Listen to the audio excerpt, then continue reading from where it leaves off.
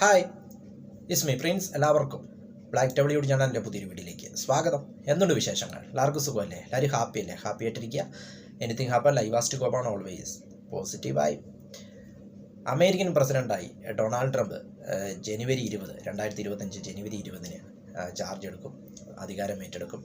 അപ്പോൾ അദ്ദേഹം American പ്രസിഡൻ്റായി charge എടുത്തു കഴിയുമ്പോൾ അത്ര ശുഭവാർത്തയായിരിക്കില്ല മറ്റ് ലോകരാജ്യങ്ങളെ കാത്തിരിക്കുന്നത്, ഇന്ത്യ അടക്കമുള്ള മറ്റ് ലോകരാജ്യങ്ങളെ കാത്തിരിക്കുന്നത് എന്നാണ് തോന്നുന്നത്.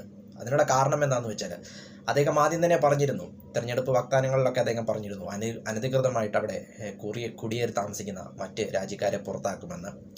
അതിനുള്ള നടപടിക്രമങ്ങൾ അവിടെ ആരംഭിച്ചു എന്നാണ് ഇപ്പോഴുള്ള റിപ്പോർട്ടുകൾ വരുന്നത്. അപ്പോൾ അദ്ദേഹം അധികാരത്തിലെത്തിയാൽ ആദ്യം ചെയ്യുക മറ്റുള്ള രാജ്യക്കാരെ, അനധികൃതമായി അവിടെ താമസിക്കുന്ന രാജ്യക്കാരെ പുറത്താക്കുക എന്നതായിരിക്കും.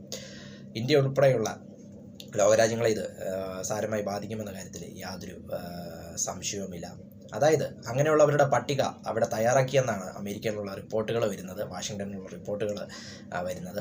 US-ലെ ICE immigration and customs enforcement അങ്ങനെയുള്ളവരുടെ പട്ടിക തയ്യാറാക്കിയെന്നാണ് അവിടെ നിന്നുള്ള റിപ്പോർട്ടുകൾ വരുന്നത്. ഏകദേശം 1.5 ദശലക്ഷം ആളുകളുടെ ലിസ്റ്റാണ് ഇപ്പോൾ തയ്യാറാക്കി വെച്ചിരിക്കുന്നത്. അതിൽ 18,000 ഇന്ത്യക്കാർ ഉൾപ്പെടുന്നുവെന്നാണ് അവിടെ നിന്നുള്ള റിപ്പോർട്ടുകൾ വരുന്നത്. അപ്പോൾ അങ്ങനെയുള്ളവരെ ആദ്യം അവിടെ നിന്ന് പുറത്താക്കുമെന്നാണ് ഇപ്പോൾ വരുന്ന റിപ്പോർട്ടുകൾ. അതായത് നവംബറിൽ തയ്യാറാക്കിയ ഒരു കണക്കാണിത്.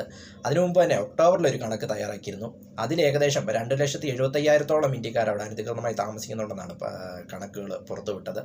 അതുപ്രകാരം ഒക്ടോബർ 22 ഇന്ത്യയിലേക്ക് ഒരു വിമാനം അയച്ചിരുന്നു, അമേരിക്ക ചാർട്ടേഡ് വിമാനം അയച്ചിരുന്നു. ഇന്ത്യൻ സർക്കാരിൻ്റെ സഹകരണത്തോടു കൂടിയാണ് അങ്ങനെ ചെയ്തത്. അങ്ങനെ കുറച്ചുപേരെ ഇന്ത്യയിലേക്ക് പുറത്ത് വിട്ടിരുന്നു. ഇപ്പോഴിതാ വീണ്ടും ഇദ്ദേഹം ചാർജ് എടുത്തു കഴിയുമ്പോൾ ഉടൻ തന്നെ ആദ്യം അനധികൃതമായി താമസിക്കുന്നവരെ പുറത്താക്കുമെന്നാണ് പറയുന്നത്.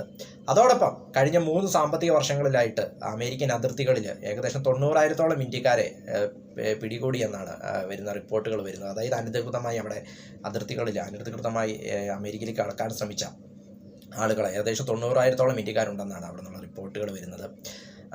അതായത് ഏറ്റവും കൂടുതൽ അനധികൃതമായിട്ട് താമസിക്കുന്ന, അല്ലെങ്കിൽ ഏറ്റവും കൂടുതൽ അങ്ങനെ താമസിക്കുന്ന രാജ്യക്കാരുടെ ലിസ്റ്റിൽ ഇന്ത്യക്ക് 3-ാം സ്ഥാനമാണുള്ളത്. 1-ാം സ്ഥാനം മെക്സിക്കോയ്ക്കും 2-ാം സ്ഥാനം സാൻ വെൻഡർ, 3-ാം സ്ഥാനം ഇന്ത്യയുമാണെന്നാണ് റിപ്പോർട്ടുകൾ. തൊട്ടുപുറകെ ഹോണ്ടുറാസ് ഉണ്ട്. അങ്ങനെ 3-ാം സ്ഥാനമാണ് ഇന്ത്യക്കുള്ളത്. നമുക്കെല്ലാവർക്കും അറിയാം, ലോക ജനസംഖ്യ തന്നെ ഇന്ത്യക്ക് വലിയ സ്ഥാനമാണുള്ളത്. അതിൽ ഇപ്പോൾ അമേരിക്കയിലേക്ക് കൂടുതൽ ആൾക്കാരും അങ്ങനെ പോയിരിക്കുന്നു. അതുകൊണ്ട് തന്നെ അനധികൃതമായി താമസിക്കുന്നവരുടെ ലിസ്റ്റിൽ അവിടെ തന്നെ 3-ാം സ്ഥാനം ഇന്ത്യക്കുണ്ട് എന്നത് വളരെ ഞെട്ടിക്കുന്ന ഒരു കാര്യമാണെന്ന് പറയാം. അനധികൃതമായി താമസിക്കുന്നു. അങ്ങനെ ഏതായാലും 2,75,000 പേരാണ് അവർ ലിസ്റ്റ് ഒക്ടോബറിൽ തയ്യാറാക്കിയിരിക്കുന്നത്. ഇപ്പോൾ ആദ്യം പുറത്താക്കാൻ പോകുന്നത് ഏകദേശം 18,000 ആളുകളെയാണെന്നാണ് അവിടെ നിന്നുള്ള റിപ്പോർട്ടുകൾ വരുന്നത്. ഏതായാലും ജനുവരി 20 ശേഷം അവർ ഈ നടപടിക്രമങ്ങൾ ആരംഭിക്കും. ഇന്ത്യയിലേക്ക് അങ്ങനെ താമസിക്കുന്നവരെ പുറത്തുവിടും എന്ന കാര്യത്തിൽ യാതൊരു സംശയവുമില്ല. ഏതായാലും ഡൊണാൾഡ് ട്രംപ് തൻ്റെ തെരഞ്ഞെടുപ്പ് വാഗ്ദാനങ്ങളിൽ വളരെ ശക്തമായി പറഞ്ഞതാണിത്.